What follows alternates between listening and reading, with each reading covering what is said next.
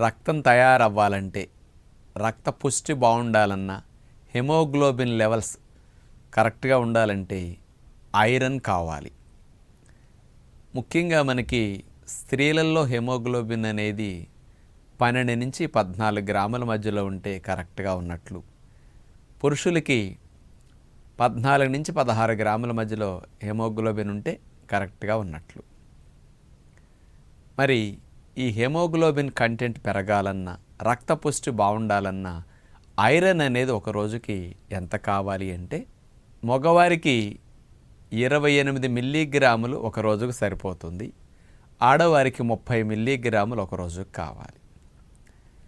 చాలామంది ఈ తీసుకునే ఆహారంలో ఐరన్ కూడా సరిగా లేనందువల్ల ఐరన్ క్యాప్సూల్స్ కూడా వాడుతూ ఉంటారు రక్త పుష్టికి. మరి ఐరన్ని పుష్కలంగా అందించే ఆహారాల్లో